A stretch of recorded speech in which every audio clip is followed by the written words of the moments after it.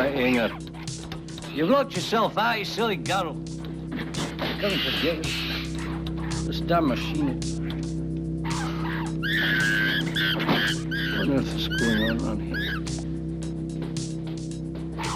Who's it? Is there someone there?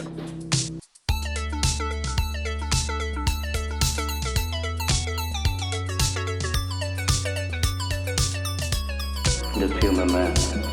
We must find him and kill him. Whether invoked or not invoked, evil will come. You run bastard! Come out! I kill you! Where are you? You murdering bastard! Hello, everybody, and welcome to the Raro Video Podcast. I'm sorry, I mean the Wild Wild Podcast. It's easy to get those things mixed up these days, it feels like. For the two of us, anyway. Yes.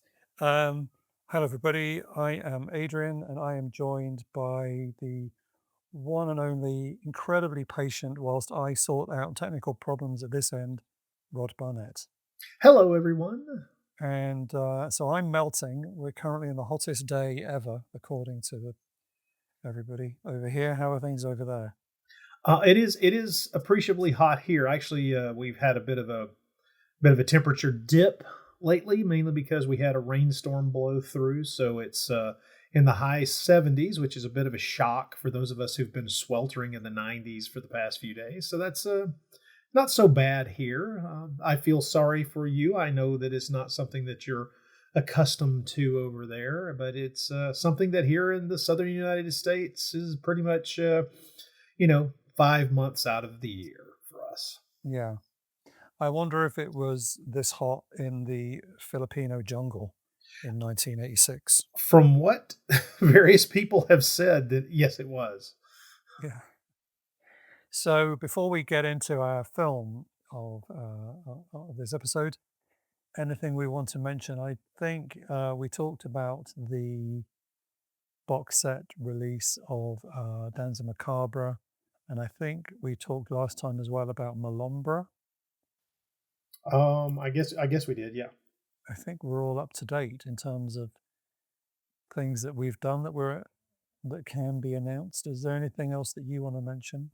No, got a new episode of The Bloody Pit coming out. Good. It'll be out by the time people hear this.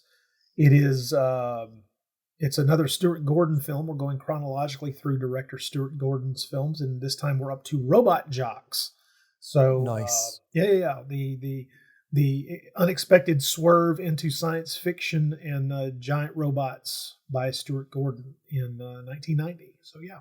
During COVID, because I'd been doing monthly film screenings at a local theatre here in Eastbourne, and then we moved it to some online like Netflix parties, and everybody was doing that. And Robot Jocks was one of the films we did. To this day, I can't really remember if anyone else was actually watching along with me, but I had a good time. It's a fun film. Yeah, it's very fun. Oh, good. Well, I look forward to that.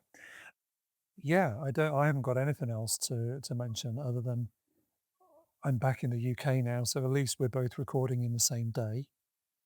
Yeah, yes, there is an odd feeling of being in not the same time zone really, but at least physically closer in time.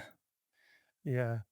And I've got we've got more commentary tracks coming up, which might again slightly delay how long it takes me to edit this episode and then record another one. But and I apologize to everyone listening who feels like we are just putting you on the back burner constantly while we take other people's money. But what are we going to do?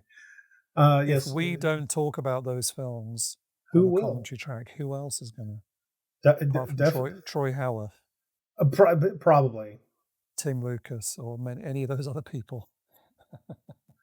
So when you want to hear a commentary on a film that they don't have time for, we're your guys. Yes.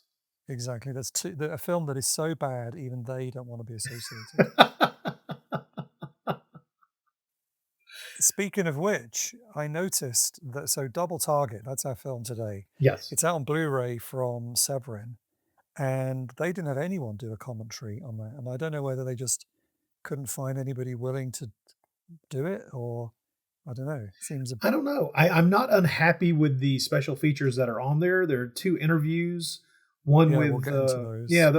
there are 2 interviews with people intensely involved in making the film, and they're very good interviews. So I'm happy for that. But I do wonder if anyone had tackled the commentary duties on Double Target, if there would at some point have to be just a bald-faced acceptance of the fact that this thing ain't that great. I would happily provide a commentary track where just trying to make sense of what's actually going on in this film, because Oh well, there's certain areas where you would fail. There were just there's no way. it doesn't make sense. But anyway, yes. So our film today goes by many names. I keep calling it in my head Hard Target, which is obviously a completely different film. Yes, a film I actually enjoy versus this film. Yes. I presume that this is called Double Target because of Hard Target, right? I don't think so. Oh, I really don't know. I would love to have had that question answered. I'm not sure when Hard Target came out. Now I can't remember. I think it was Hard Target was in the 90s. oh, was it? Oh. Yeah. So I think Double Target. I mean, they do say that at one point in the dialogue in the film, but it seems. I mean, when the film starts, your initial thought once things get rolling is that what they're referring to is the fact that there's really 2 different things that the main character is attempting to accomplish. In other words, That's true. he has 2 targets. Very good. But then later on in the movie, there's some dialogue between people over a radio, and they say the phrase "double target." And at the time, it seems to make sense. But now that I look back, it's like I like my explanation better, which is Yeah. No, I think it's isn't it his call sign or something? He is Double Target. Calling him Double Target. They do. I think They say it more I than think once. so. Yeah, a few times. Oh well, then good for them. I had no idea.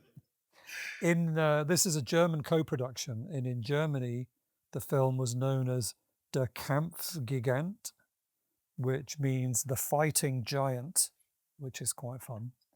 Okay. And there is a poster with what I assume is supposed to be Miles O'Keefe, but it looks kind of like he's auditioning to be in a remake of The Incredible Melting Man. Okay. Like I'm glad you brought this up. The poster is really, really peculiar. There is absolutely no artwork done for this film in which the likeness of Miles O'Keefe is within a mile of it. There is, I mean, seriously, I'm not altogether sure if the artwork was done before they had nailed down who the lead actor was going to be, but that is my suspicion. Yeah, very possible. There is some artwork that's just his photo, Yeah. fair play. But yes, the paintings are not, kind of weird. But anyway, we need to get to the music. So here we go. This is Double Target. Cue some fairly innocuous synth.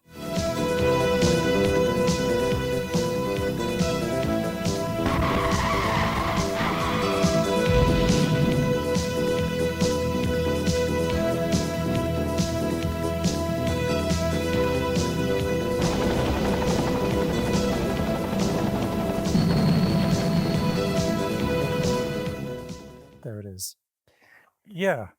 So Double Target. Now this is we're going back to Vietnam, I think, for the second time in this season. We went there At for least. Cobra mission. Yeah.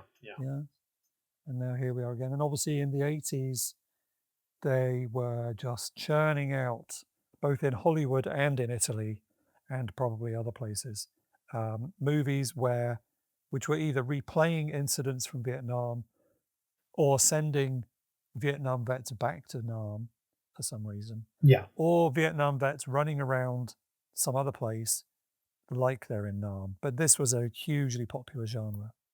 It became a massive thing in the 80s, mainly off the back of the success of Rambo First Blood Part 2. That was such a gigantic worldwide hit that, what you going to do? You're going to make your own version of it. And roughly, there were roughly, I don't know, 100 of them that got churned out. If there may have been more than 100, I'm not sure. And they are, to one degree or another, successful depending on how much money they spent to make the thing. And so there's a certain number of requirements within these films. One, you could do the hard thing, which was done a couple of times, and Antonio Margheriti a couple of times made films about Vietnam that actually took place during the Vietnam War, which that'll do you some good there. But you do have the difficult task of maintaining some level of period authenticity, which is not something that most of the films that the Italians were making while they were running around the Philippines complaining about the heat and humidity. But the films that mostly came out were the ones that, just like Rambo, were situated in contemporary times in the 1980s, looking back at Vietnam as something, an open wound that needs to be cauterized, or something that needs to be examined through the leveling of entire jungles of some sort, just napalming everything in sight. There's the constant joke amongst aficionados of this particular genre of the exploding hut, and we get a lot of exploding huts in this film. Oh man, they couldn't have been a hut left in the Philippines by the time I know they'd finished making this film. And who knew that they made exploding huts with, canisters of gasoline right under the roof? It's amazing. Yeah. Well, I assume that they just sort of waterproof them by painting them all in, I don't know, tarps or just oil. I don't know. Kerosene? I'm not sure. Yeah. Yeah. There's a very impressive, I mean, the fire stuff is good because it's not all miniatures. They're blowing up No. real things. And there's a couple of very impressive men on fire stunts that are almost just kind of thrown away. But when you look at how much the guy was on fire, I was concerned for the stunt performer. Like, it's a proper series. Like in another movie, they would have made a much bigger deal of having this guy fully on fire. But here, it's just kind of one of many elements in a shot with lots going on. Yeah, there's a lot of blowing up stuff in this film. So we are talking, of course, about a film directed technically by Bruno Mattei, aka Vincent Dawn, as he's credited in the version I watched. But also, I believe Claudio Fogasso, one of the co-writers, is also credited in some places as being a co-director. Well, that's the thing. He's officially called the first assistant director, but I do think that it was very obvious when they were making all these movies together in the 80s and the 90s that they would often split up duties to get the film done faster. They would take, a camera, and one would go off and shoot certain scenes, and the other would go off in the other direction and shoot other scenes, and get things done that much quicker because they were on such tight budgets that quibbling over who was the director and who was the first assistant director, really past a certain point, they didn't really care. They were just trying to get the thing made. Yeah. And I guess if you're off filming some exploding huts, it doesn't matter which film you're filming them for, right? Well, or an exploding shark. So keep that in mind as well. Because around this time, Bruno Mattei was also, he did Strike Commando and Strike Commando 2 and Robo War. Yeah. All pretty much filmed probably overlapping in the same places. I would say so, mainly because there came a point where, for most of the 80s, there were a number of Italian filmmakers who kind of just set up shop in the Philippines to not just make these kind of films, but just whatever kind of films could be possibly set in this kind of environment. And the fact that it was so cheap compared to shooting back in Europe made it a magnet for these folks to get this stuff done. And that's all a positive if you're a fan of this genre, or if you're a fan of, any movie where people are obviously physically uncomfortable in the heat while lugging around, guns or paddling their way upriver. This is your time. This was their time to fly, and they had a great time doing it, apparently. But I would not be willing to do it. I mean, the Marcos regime was very keen on bringing film production into the Philippines and built a sort of purpose-built film facility, and they made the military available to anyone, Yeah. basically. So you're going to get very good production values if you go to the Philippines in the 70s or 80s doing this kind of stuff. Yeah, your film is gonna look much bigger than your budget. Yeah. You can get as many soldiers and machine guns and helicopters as you want. Although was it Apocalypse Now where Yeah. they were using the military, and then one day there was like some major thing going on the border, and so they lost all of their extras because they had to go and actually do a real fight and then come back. Yeah. They got sent off and were gone for like several days at a stretch. Yeah. And they were just told, they had to go put down an insurrection or something. I can't remember what, but yeah. So I guess you're dealing with some potential forces beyond your control when you're dealing with a big military as your main sort of co-production partner. Oh, well, and also you're dealing with typhoons that just come up out of nowhere. Yeah. Mm-hmm. And cobras in the grass and big spiders. All kinds of dangerous, deadly creatures that are attempting to kill you. Yeah. So I have to admit, I had never seen this film before, and I'm not even sure I've seen Strike Commando, which, and Strike Commando, is that Reb Brown in that one? Yeah. Actually, Strike Commando is a better film than this. Is that better than this? Yeah. Right. Yeah. And is it the Miles O'Keefe conundrum? Is that the problem? Okay, let's address the bear in the room. Yes, Miles O'Keefe is terrible. He's to refer to him as a plank of wood would be cruel to planks of wood that can emote. Miles O'Keefe has, I think, 3, possibly 3.5 facial expressions, and we see all of them in every scene. And there's really no accounting for what's actually happening. We're just going to get them all. I have to admit that this would not have been evident if I'd seen this film anytime in the 90s. But by the time you have seen the film Zoolander, you will understand what Miles O'Keefe is, which is a store mannequin. He is an article. He is an artificial thing stood there to represent something, and as long as he is not moving, you're okay. Because he's an incredibly handsome man.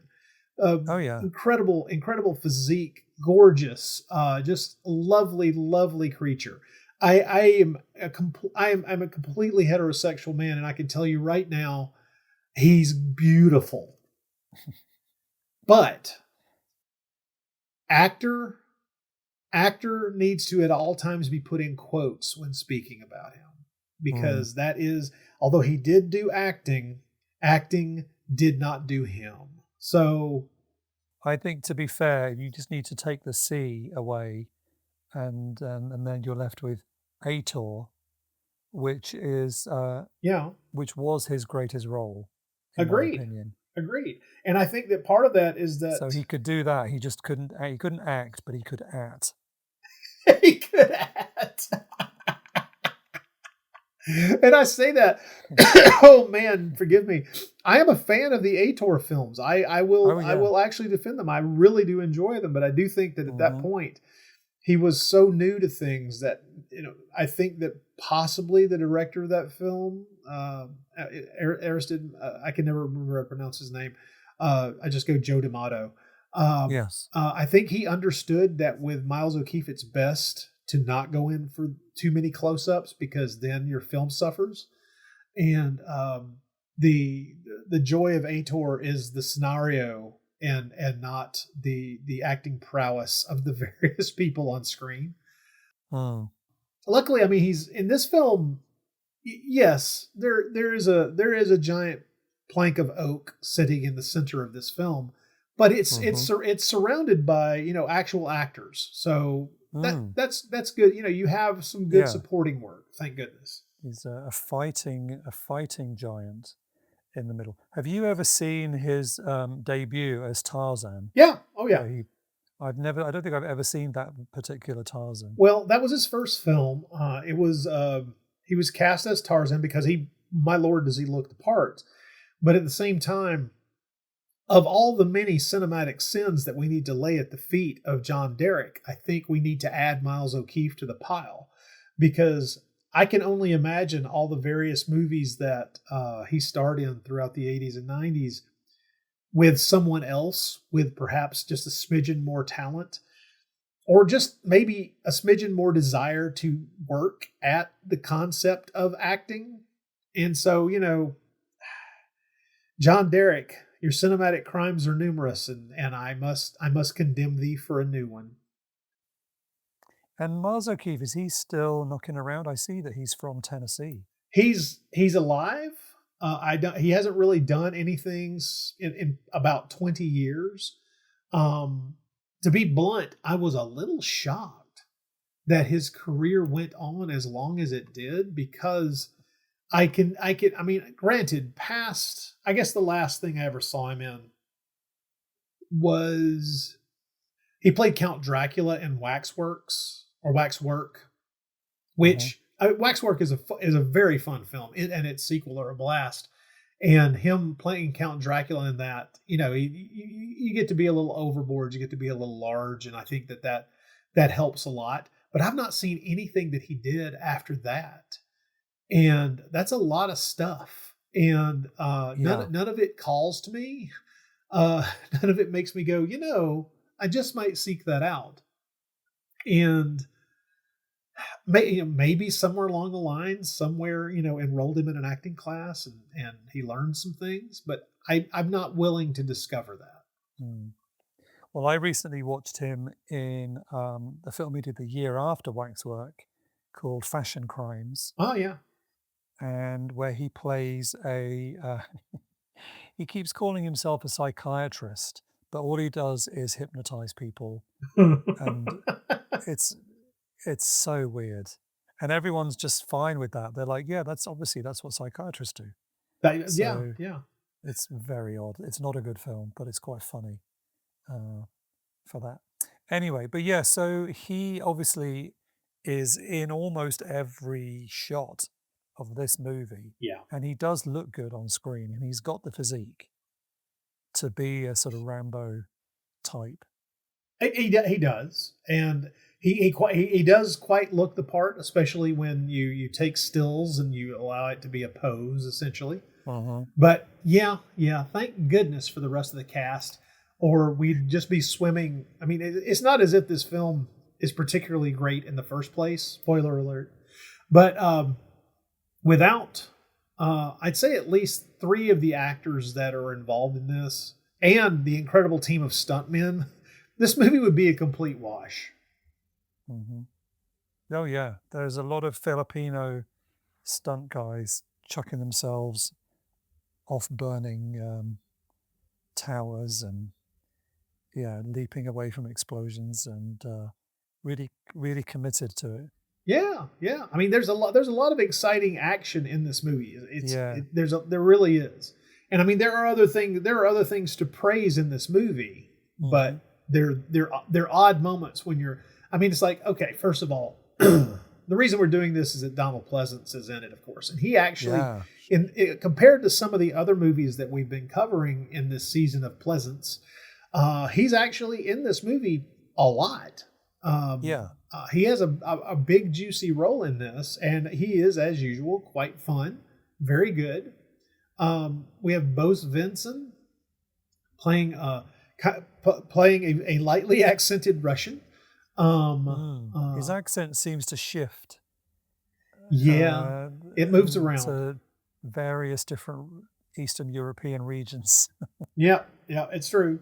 And we do have the mighty Luciano Pigozzi, or Alan Collins, as he's who at credited. this point lived in the Philippines. Yeah. And that's why he ends up in more and more Antonio Margheriti films as the decade of the 80s rolled on, because he set up shop there. And so I will lament that Pigozzi is not with us for very long in the movie. I'm always unhappy when he gets written out. However, they write him out, and this seemed like they just I don't know, threw him a bone and had him there for a couple of days, and that was it. Yeah. It was a shame. Yeah, and there's so we've also got so the final act. It's like they suddenly realized, oh, we need a woman in this film somewhere. So very near the end, we meet Mary McDougall, who is the daughter of Just McDougall, who is Luciano Pigozzi or Alan Collins, played by Christine Erlandson, who seems to have done a few things for the sort of Film Mirage family. Yeah. And then disappeared. Yeah, I mean, she was in a couple of things in the 80s, like Warriors of the Apocalypse and Lady Commandos. Interestingly, she was in 1989, she was in Black Cobra 2, which was, I think, Eduardo Margariti's first film officially as director. Oh, okay. Because, also shot in the Philippines. Yeah. So I wonder if she just lived in the Philippines. That's my suspicion. Yeah. Many of these actors did, and just popped up in whatever. I don't remember the film Warriors of the Apocalypse, but it sounds like a kind of film I would like. I need to check that one out. She plays an Amazon warrior in it, so it's exactly the kind of movie that I would be very happy to see. Yes. Yeah. But yes, so but she just did she did some films for about 8 or 9 years and then basically disappeared. So who knows what happened to her. But and another character, there was another main character in here called Toro, who is Belgian, played by Ottaviano Dell'Acqua, one of the Dell'Acqua stunt royalty family in Italy. Yeah, and he did a lot of stunts in this movie as well. Mm-hmm. He's one of those guys you can trace through a lot of wonderful Italian exploitation movies. Famously, he was the most prominent zombie in Lucio Fulci's Zombie, and just that whole family as a team of stuntmen. Believe me, you've seen them. You just don't know that you've seen them. So. Yeah, I think he is coming to the Weird Worcester event that I've mentioned several times next month. The Weird Worcester 2. I believe he's one of the guests, which is pretty cool. He's kind of amazing. His career was kind of astonishing. He ends up in a lot of and he was so beloved by the people who made movies with him. I mean, like Mattei and Fragasso ended up making him an actor in several of their movies as well, including like Rats, Night of Terror, and stuff like that. Yeah. And he's got a good role here, like he's properly acting. Oh yeah. He's not a slacker in the acting category. It's kind of amazing if you think that if they'd switched him out with Miles O'Keefe, the movie would be slightly better. Exactly. That's very true. I also wanted to mention Colonel Waters, who is basically, we see him mainly in the control room with Donald Pleasence's senator character. And he is also American. I love the name Mike Monty. It sounds like a name that you would make up if you wanted to sound American. Yeah, he's originally from Chattanooga, Tennessee, for God's sake. Yeah, there you go. So another Tennessee. There's 2 people from Tennessee in this film. and the movie still sucks. Yeah.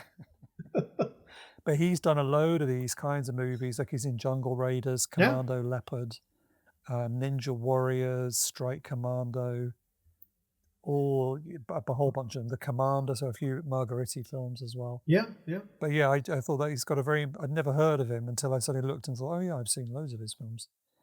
And doesn't really have very much to do here. No. He has an interesting scene or two with Donald Yeah. Pleasence, and that's about it. And some of his earlier films, people would know him in things like The French Sex Murders or Frankenstein's Castle of Freaks. It's true. And one of the films that I'm sure I've heard you talk about it before, The Bloodsucker Leads the Dance. I have talked about it. It has been a long period of time. Didn't you do I've that on seen your it. podcast? No. I need to because it is a Okay. gloriously terrible film that is very Yeah. interesting.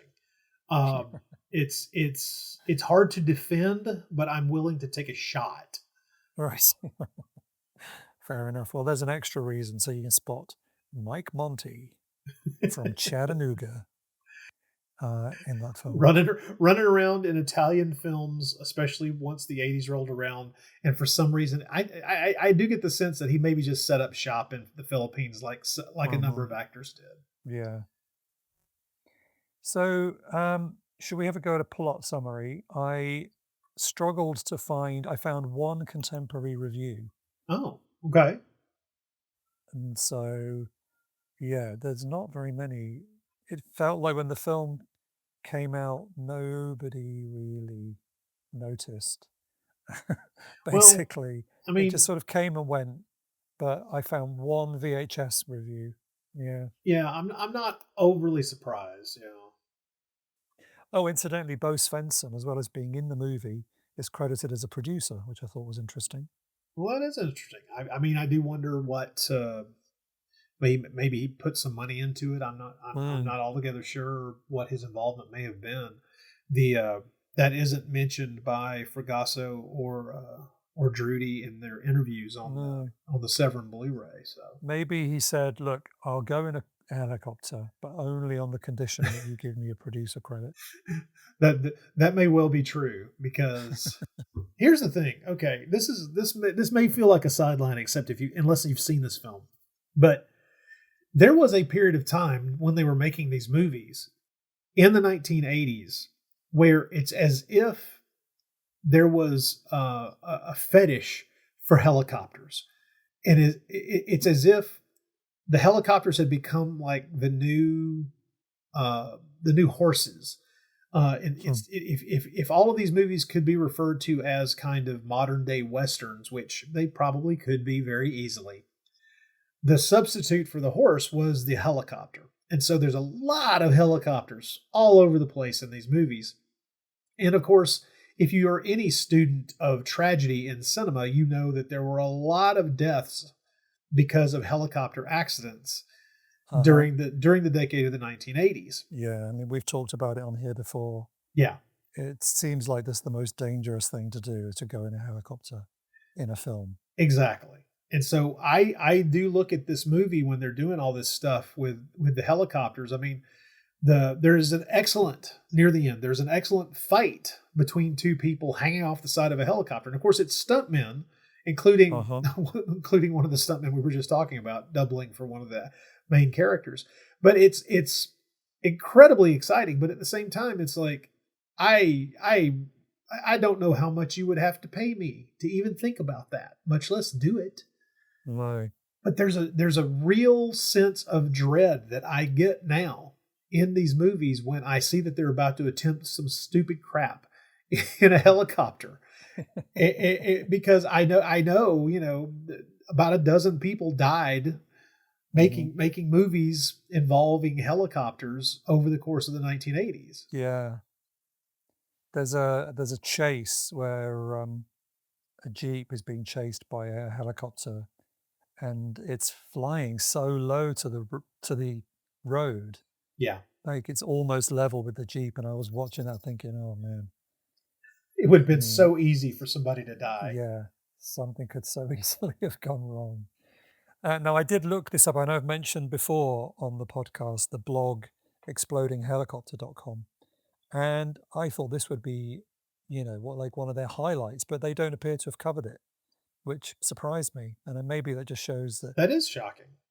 they're still working their way through all the exploding helicopter films. But given how many helicopters do explode, um, I thought this was bound to be on there, but sadly not.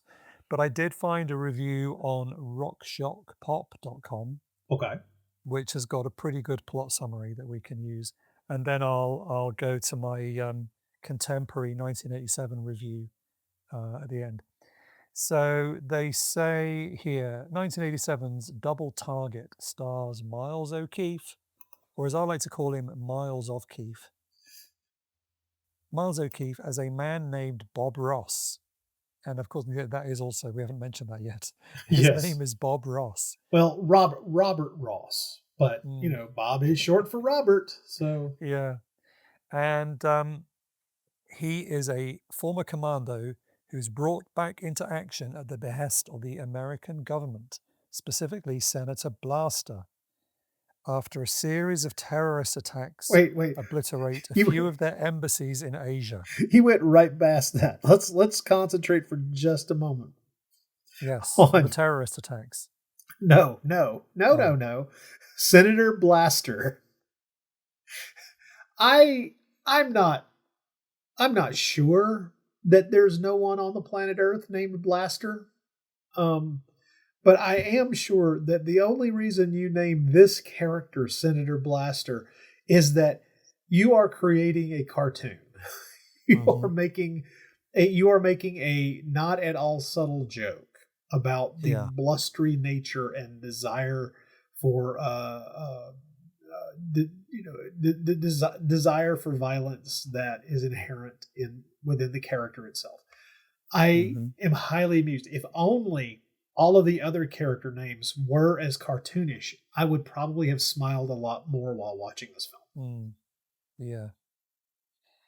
Yeah, absolutely. So the film opens with a series of seemingly unconnected terrorist attacks, including suicide bombings at various different embassies. And the opening, the very first one says we're in Hong Kong. And I immediately just watched that and thought, we're not in Hong Kong. That's not Hong Kong. This is still the Philippines. They're all the Philippines. There is no attempt at all to make any of the people look like they are from the countries we're supposed to be in. No. Everybody looks like they're from the Philippines. Even when we finally get to Vietnam, the Vietnamese just all look like they're from the Philippines. Yes. So that was just one of the many little clues that give this away, that they weren't paying that much attention or just figured nobody would care. So subtle hints, as you think? Yeah. So then we cut to Miles O'Keefe. He's watching all these things on the news, and then he heads to the I think it's the Vietnamese embassy in Bangkok. I believe he lives in Bangkok, and he's gone to the Vietnamese embassy to try and get his son back. So he has a 10-year-old son in Vietnam, and he's trying to legally get custody of his son so he can take him back to America. That's right, isn't it? Yes. Yeah. And I've gone off script here. I'm just trying to remember what happened. So he goes to the embassy, and then they say no, basically. And he's really cross because they killed his wife and in a concentration camp, and they're saying that it wasn't a legal marriage and blah, blah, blah. But then they say, oh, okay, you can go and see somebody else upstairs. And then he goes upstairs where he meets Bo Svensson, Colonel Gulkin, and his henchman, who I believe was called, I've forgotten his henchman's name. Did he have a name? Yeah, I think, did he? Maybe he didn't. I don't know. He was played by Massimo Vanni, and he's there's a great little scene at the beginning where he does a kind of pretend karate chop on Bob Ross here to prove how good he is at fighting. And then, look, I thought some of the stuff in the script was quite witty in the opening act, especially. So Bob Ross says, if your friend comes any closer, he'll be a eunuch. And that made me laugh. thought that was a good line. It's not as if the people who created this film don't have some talent and some ideas and some real ability. It's just that they are making films for next to nothing, and they are rushed, and they're essentially making films to order, and that is never a good recipe for churning out a classic. No. So this is where he fights his way out of the embassy, and there's quite a good stunt where he jumps off the roof. Basically, I think it's like saying the Lord's Prayer as he jumps off the roof. But at no other point in the movie is he a religious man, so that was a bit odd, but quite funny. It was odd, yeah. So, but then he gets picked up after fighting his way seemingly across Bangkok. He gets picked up by some Americans who've been following him. And so this is where we get back to the plot summary. It says, Bob isn't really keen on the idea of going back into action, because obviously this is coming back to Senator Blaster. The government offers to help him locate his missing son to take him home, if he will go on a mission to find out who is behind all the terrorist attacks. They think it's this Colonel Gulkin. So why Colonel Gulkin was hiding in the Vietnamese embassy in Bangkok, I don't quite know, because next minute he's in Vietnam. See, you gotta stop thinking if you're gonna enjoy this film. Yes. That's one of the problems that I think both of us often have with movies of this type is we trying to understand it. We're attempting to understand it when really we should just be trying to feel it. Just let it wash over us. That's true. Yeah. Exactly. So he has this great scene with Donald Pleasence where Senator Blaster kind of tells him about this mission, and he's been recommended by what did I say his name was? Mike Monty. Mike Monty, that's the actor, yeah. He knew Bob Ross when he was back in Nam, and he's the only man for the job, apparently. to go into Vietnam, and of course. He's got 5 days, and they're sending him in a submarine, which seemed to be, I mean, that whole thing is hilarious. The whole sequence of them getting him onto shore, I mean, from the moment that we're supposed to believe he's on a sub, yes, and is ejected which from is the just sub. a cutout. The submarine is just like a piece of paper, like a black piece of card cut out in the shape of a submarine and stuck on the side of a fish tank. Yes, basically. Well, and here's the thing. This is how cheaply they're making this, and how it's hilarious to hear Claudio Fragasso in these recent interviews when he's talking about how much of a magician with stock footage and editing that Bruno Mattei was. Oh yeah, and it's like, yeah, as long as you're not looking at the screen, it's great. it's fantastic. I mean, maybe he was. Just imagine how bad this would be if somebody else edited it. Maybe so, but the whole sequence, they should have saved themselves a lot of trouble and just had Miles O'Keefe in scuba gear come out of the water on a beach, get rid of that stuff and move on without trying to show us a sub, without the whole shark interlude, without all of this idiotic stuff that is just embarrassingly bad. And isn't that footage from The Last Shark? Yes, the shark footage is from there. Which is not even it's not even Bruno Mattei film. That's Enzo Castellari's film. And it doesn't matter. Here's the thing. The whole sequence is a waste of time and has the biggest laugh in the entire movie, which is just as Miles O'Keefe is bobbed to the surface and is spotted immediately, magically, by soldiers who are there in a dinghy, on just as if they had freaking GPS coordinates to exactly where he was going to bob to the surface. A shark, at that point, like sharks always do apparently, hits the dinghy and knocks these soldiers out of it. It's madness itself. The number of things that you have to accept to allow this sequence to exist in a logical world are astronomical. It can't happen. It needs, if they had just taken that section out of the movie, would have saved themselves a lot of trouble. Nobody would have given a crap either way about exactly the details of how he got to the shore. He just got there. It's fine. And it would also have brought the film to a more reasonable running time because, oh my God, yes. Unusually, this is an hour and 42. Yeah. And you would expect a film like this to be no longer than 95 minutes. Well, that's just it. This movie could have lost. I mean, there you go. You could lose that whole section. That gives you a couple of 3 minutes right there. This movie needed to be at least 10 to 15 minutes shorter. And while watching the movie, you can, as it moves along, you're like, yeah, they could have lost that. And they could have lost that. And believe me, people, I'm not going to run every element of the film down. Because there are moments in it that I was shocked were not. First of all, there's some cinematic shots. There's some cinematography in this film and in some unexpected places. Good. It's beautifully shot, and there are a few moments, especially the sequence where Miles O'Keefe's character meets and speaks with his son, that are shot against a sunset that are gorgeous. I mean, just beautifully framed, beautifully shot, just gorgeous, gorgeous stuff. It would be a really moving scene if they'd have found 2 actors to do it. Precisely. It looks great, though. It looks fantastic. Instead of these 2. But, yeah. I mean, who even is Edison Navarro?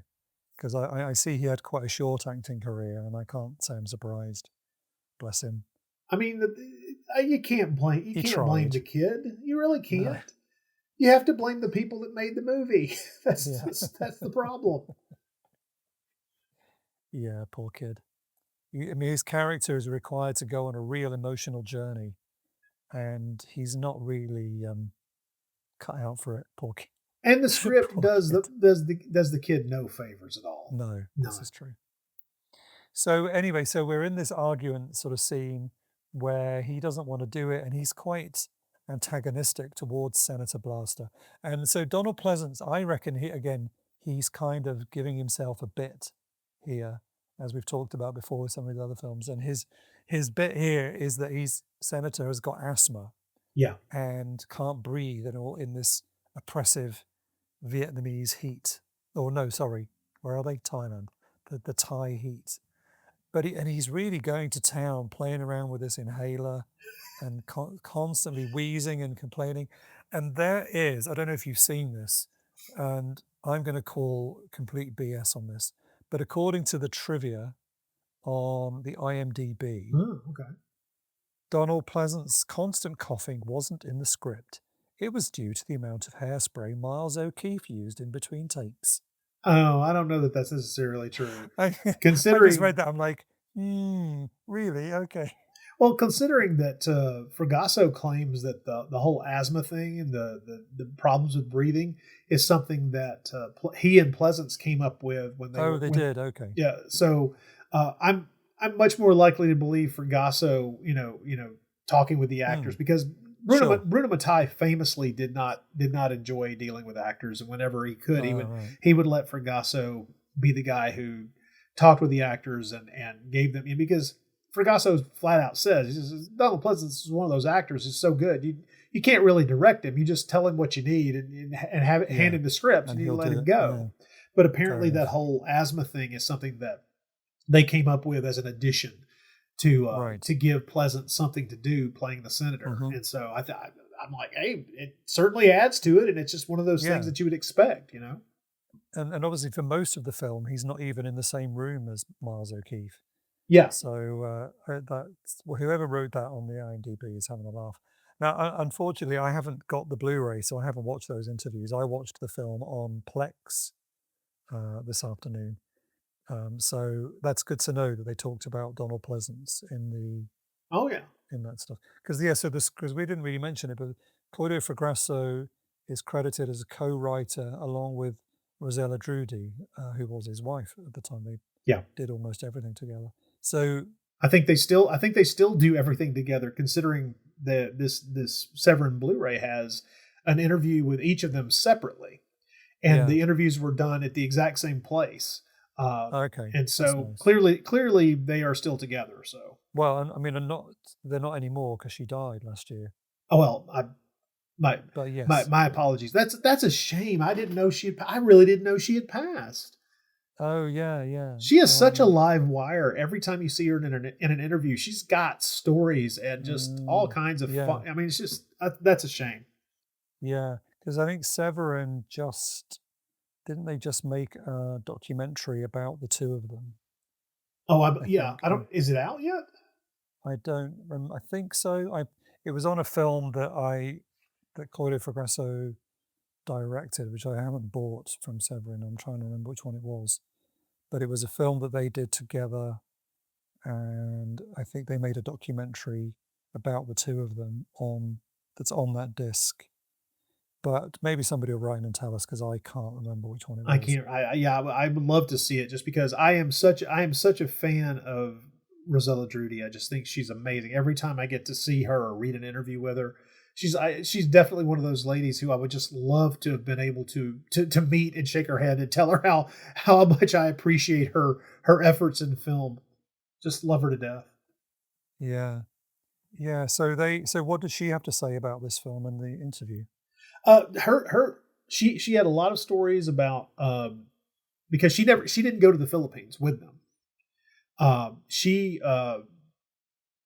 Which apparently really pissed Claudio off because they were shooting the movie during the period over Christmas, and so she describes Claudio as whining and crying a good deal about being away from her at Christmas and all that kind of thing. And she talks about how they wrote the script. She didn't even really get any kind of official credit for her participation in writing the script, but it's clear she didn't really care. They were doing so much at that time that it was from one thing to the other, next. And her stories were primarily about just the way they were putting together those kinds of films at the time, and what she would contribute versus what the other two guys would contribute, trying to cohere a story around whatever the theme was that they were trying to do. And she's just, like I say, she's got lots of tales. She didn't have, because she wasn't there for the filming, she doesn't have a whole lot to say about Double Target's production. But that's beside the point. She was so intricately involved in the movies that those guys made.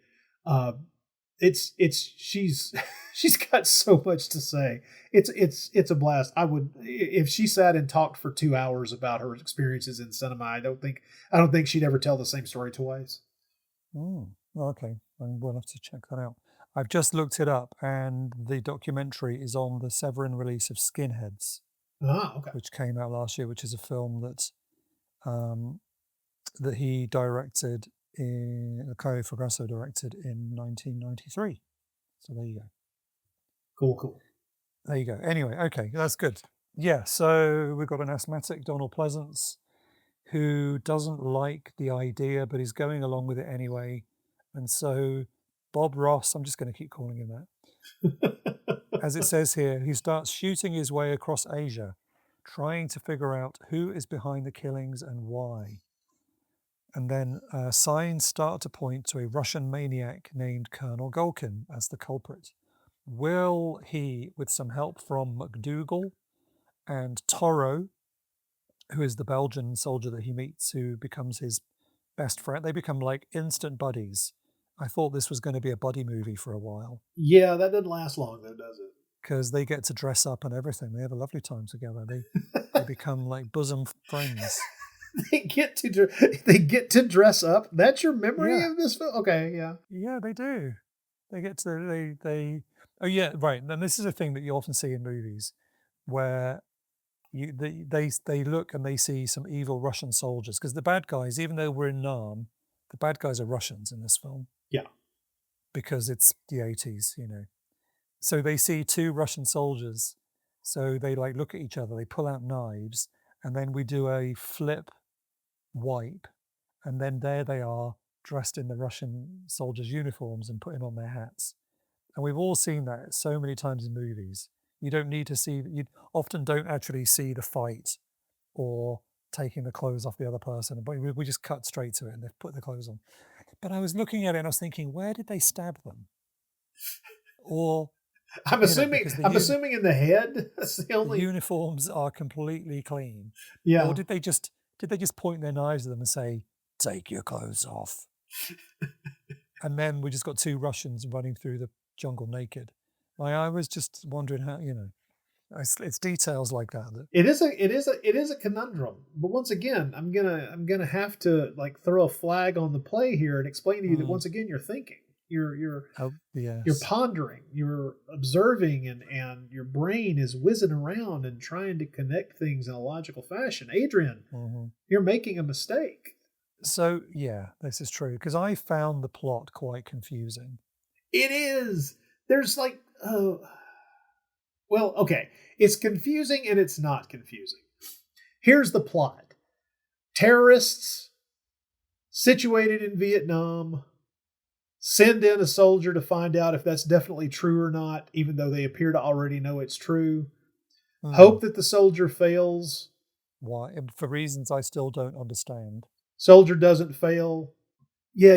None of that part of it really makes any coherent sense. Yeah, I think because we're suddenly led, like I don't think anyone will mind if we spoil this too much, but there's kind of a twist where the senator maybe it's in the American government's best interests for this mission to not work. Right. And then I just thought, well, then what? Why? Because then we'll have to do. Then they'll have to do something. They'll have to fight terrorism. I don't. Yeah. Here's the thing. What they're trying really hard to do is ape the sentiments and the final act of Rambo: First Blood Part 2. That's what they're trying to do. Where they really didn't want. I've never seen. Yeah. So. Go ahead and see it because it will lay out the template, not just for this film, but for about 40 other films made during this period of time, where essentially not only are we fighting the enemy, we're fighting the enemy within. It's this jingoistic idiocy where we would have won Vietnam if it weren't for the evil people at home that were working against us. And it's like you need to really think about this, especially if you're just going to ape that sentiment. You need to set it up in a better fashion. Yeah, because it doesn't make sense. No. Okay. Good to know that that's not just me. But also, he finds the secret base. He takes photos with a little tiny camera, which we've never seen before. And never see again. Of some plans or of some records. I'm like, what is he taking photo? What is he trying to get evidence of there? I wasn't sure. Don't know. Movie doesn't know either. Movie also doesn't care. It's like he's suddenly James Bond and he's just got a little spy camera. He's gonna bring this proof back to. I know. It's just blow up some huts. That's what we're here for. Exactly. Is he supposed to find the terrorists, then just take some photos, and then he's not supposed to stop them? But obviously, because they have to blow everything up wherever they go, he does. Yeah. But yeah, I found that quite confusing. And then the film's not even halfway through before he's actually kind of completed the mission. He's got the stuff. And then we spend the rest of the film going from explosive set piece to explosive set piece. And I didn't entirely understand what was going on a lot of the time. But there's a lot of entertaining action. And then one of my favorite bits of, this doesn't make sense to me, was the ending. And again, maybe this makes sense to you if this is aping things I haven't seen. When the news comes through to the control room, which we keep cutting back to, the news comes through that the mission is complete. Everyone is cheering and high-fiving. Oh, I know. In just hilarious fashion. We didn't know who these people are 2 seconds ago. No. And then we spend like 10 minutes watching them high five, which I thought was really funny. It's like they didn't just land someone on the moon, okay? Mm-hmm. Exactly, right? That is it. It's like we're at NASA. Oh, dear. And just as an aside, Have you ever seen a less believable communications setup than that room that they're high-fiving in? I know the set is not great No, it's not. because, like you were saying, like the cinematography when they're out on location, it all looks Oh, it looks fab. I think great. it's very, Yeah. very beautiful and very well shot. But yeah, every time we cut back to the office and the control room, I'm just keep thinking, what are they filming? It's like they just put some random boxes near a white wall and got some people to sit behind them and pretend that they're pressing buttons. And well, we probably should. I will single out one scene in the movie that is emblematic of both the successes and the failures of this movie. There comes a point in time when our mighty Miles hero has been captured and is in a room. He and the son character have been captured, and they're in the room with Bo Svensson's vaguely Russian guy, and they're being held there. And Svensson, knowing that there's some definite animosity from the young lad for his absent father, gives him a gun and explains to him exactly how to blow his dad's brains out. And then the scene plays out in a fairly interesting way. But at the same time, it's a perfect example of why Bruno Mattei is almost always the wrong director. Because the scene is supposed to escalate once the kid has the gun. Because what is the kid going to do with it? We don't know at that point if he really is angry and upset enough to kill his own biological father or not. So what the scene needs is some build-up, some tension, some close-ups, some basic cinematic language to construct a scene so that it feels like a really deadly, tight, tense scene. Yeah. What we have is the entire thing shot in wide, and therefore it's never really tense. You never really care. It's always just that one single shot. And so when everything that happens in the scene happens, which of course, he doesn't kill his father, and the gun wasn't even loaded, which is something that you should have suspected in the first place. It lays there like a wet blanket. It just doesn't work because you had all the elements in the scene for something really interesting, but you directed it as if, man, it is time for lunch. And that is a perfect example of what Bruno Mattei's directing style has always meant to me. Yeah. Let's get this in the can. I've got to go to the bathroom. That's what it feels like almost every time. There's another scene a bit like that later, or maybe it's before that, where they're at some kind of motel, all in the same room, and the kid is asleep in bed, and then Mary, is going to bed, and you see her sort of getting undressed, and Bob Ross, being the gentleman that he is, he turns away when she starts taking her clothes off, and looks out the window, and he sees that there's an army coming for them. He turns back again. She's already in bed, fast asleep. It's been like 3 seconds. Yeah, I know. And so he has to wake her up, and then we cut back to looking outside. We cut back in the room. She's fully dressed and holding a machine gun. Wow, this woman can get ready quickly. Little known member of the Flash family. Yeah, it's very impressive. She is actually Wonder Woman. Man. Yeah, it's funny stuff.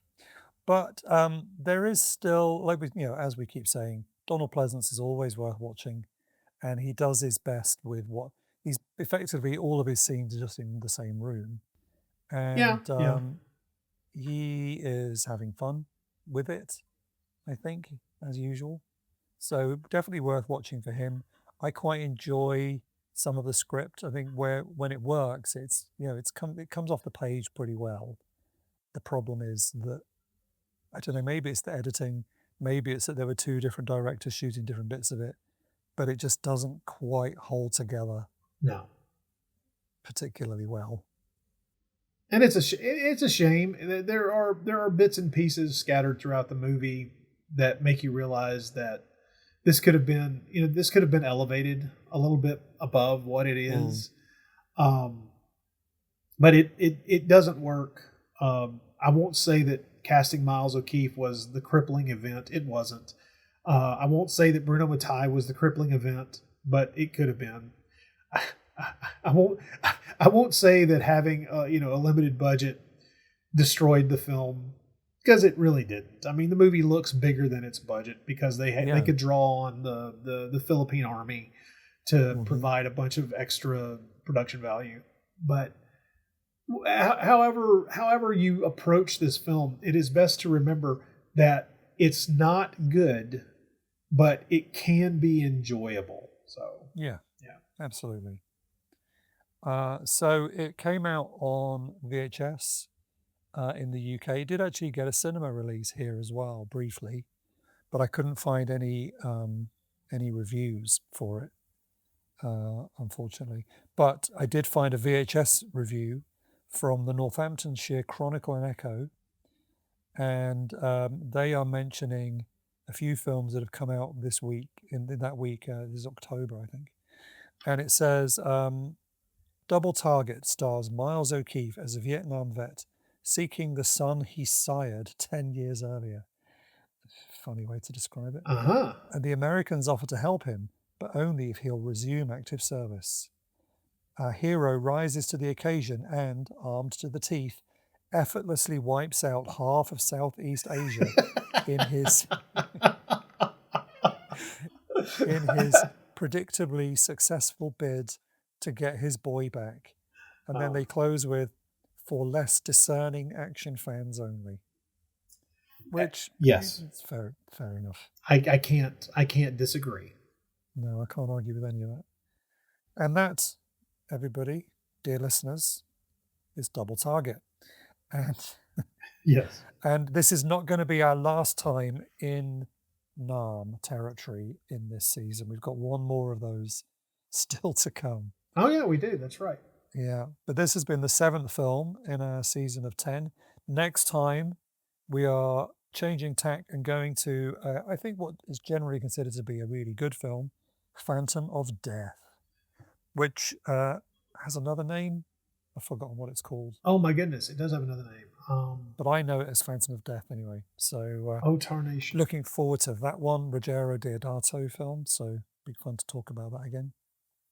It'll come to me after we finish recording. Isn't it? Is it Off Balance or something like that? That's it, yes. It's Off Balance. Before we go, I wanted to mention we've had an email this week come in from Peter. Thank you, Peter, for getting in touch. And I don't think we've heard from Peter before, so it's always exciting when a new, well, not necessarily a new listener, but a different listener gets in touch. If you're listening to this, we'd love to hear what you think about what we're doing and the films we're doing. So please do get in touch. Anyway, we just wanted to mention what Peter said. He mentioned some interesting things. I've been listening to your current series as well as your back catalogue. Thank you for the great information you provide. You're welcome.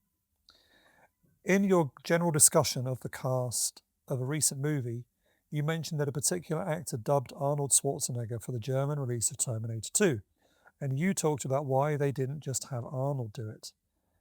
I don't remember that, but we'll take your word for it. Do you remember this conversation? I remember vaguely talking about Schwarzenegger, but I don't remember what surrounded the conversation. Yeah. So he explains basically that just like Adrian can tell what region of the UK a person is from, but Rod may not, and conversely, Rod can tell American accents, but Adrian may not. German speakers can tell that Arnold is not only an Austrian, but he has the Austrian equivalent of a hillbilly accent because he is from a very rural area. Aha. So that explains it. That does. Oh my goodness. And then he said, then he says, love your work, even if you cost me a fortune looking for obscure Italian movies. Well, that is not our goal. No, but apologies for that. But if we're going to suffer, you got to suffer. So. Yeah. I did ask him some follow-up questions about that, and he's talked. Then he got back in touch to say that he loves Star Crash. Cool. He says the Italian films of the era you are talking about have a great variety of good storytelling and gratuitous nudity that makes them fun to watch. Yes, I would agree on both. And then he counts. mentioned that he just finished the Jungle Girl miniseries and has been able to see most of them on YouTube. And then he mentioned something here which could be a game changer for people listening. He says, one thing I did that helped was I bought a cheap set of translation earbuds online that will give more or less real-time audio and written on my phone AI translations of most common languages.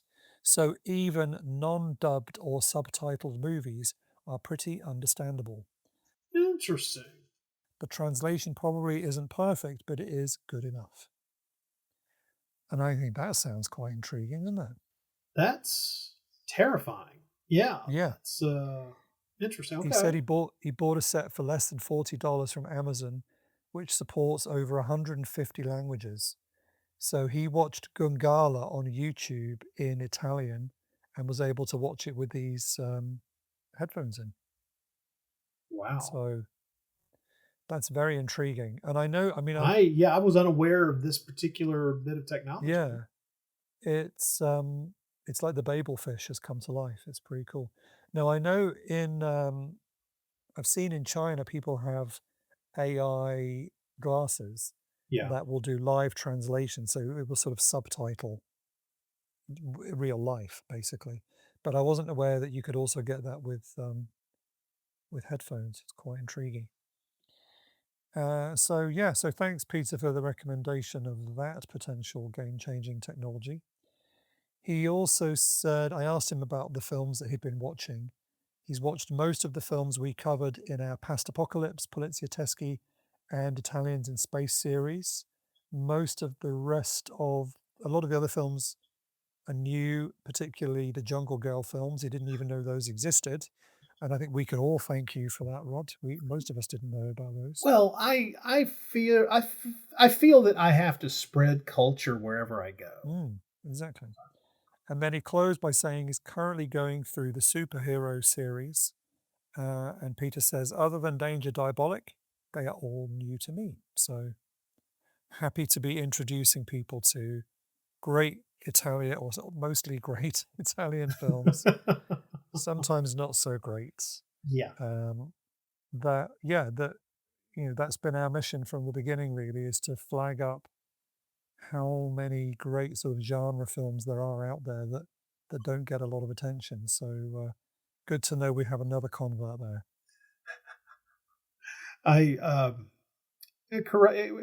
We can't say the youth, but we are corrupting people, so it's good. Yeah, probably not youth. Let's be honest. No, not at all. There's probably no way in the world we can claim that we're corrupting the youth. Yeah. No, we're corrupting men of a certain age, probably. and I would say that I think we're all to the good, considering that means that there's an entire gender we're probably not corrupting as well. Well, yeah, this is true.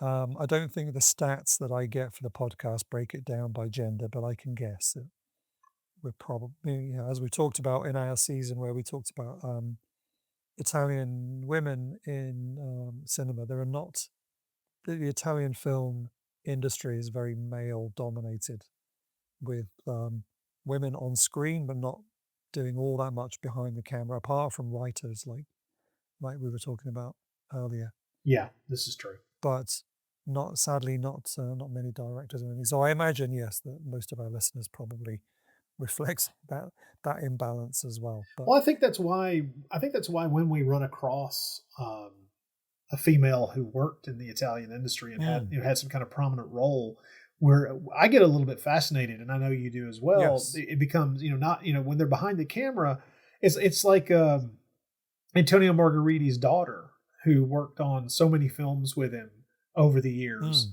As a script consultant, and just someone who helped her father out in numerous ways, not in the same ways that Eduardo did, but that kind of thing is kind of amazing, and it's usually tied to family needs, the desire to move into the industry and following the family one way or the other. But I'm fascinated by that, because their point of view on the stuff that was being made has definitely got to always be incredibly different from the men and the men in their lives that are seen as the main movers and shakers. And it's just like, we need more interviews with those people. Absolutely.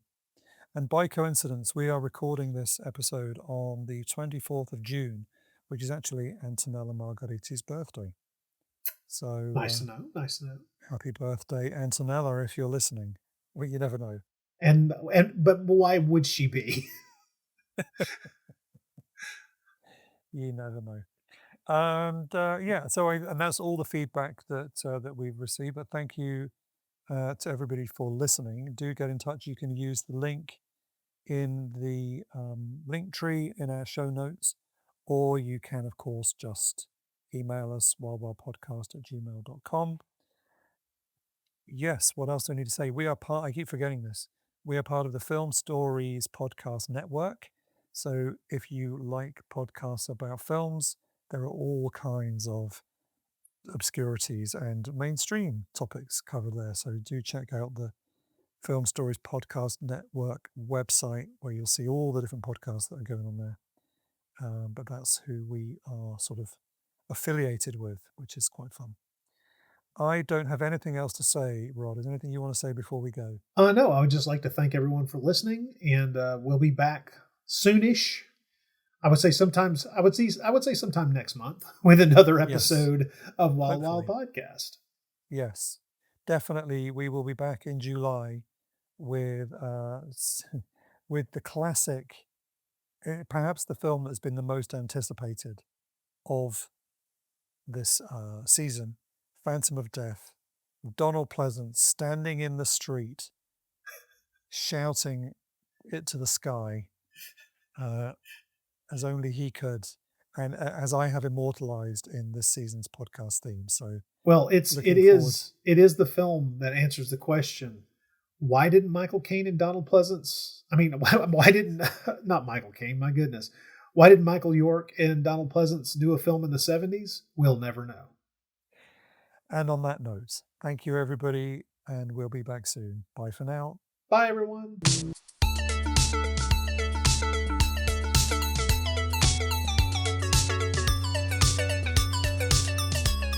The puma man, we must find him and kill him.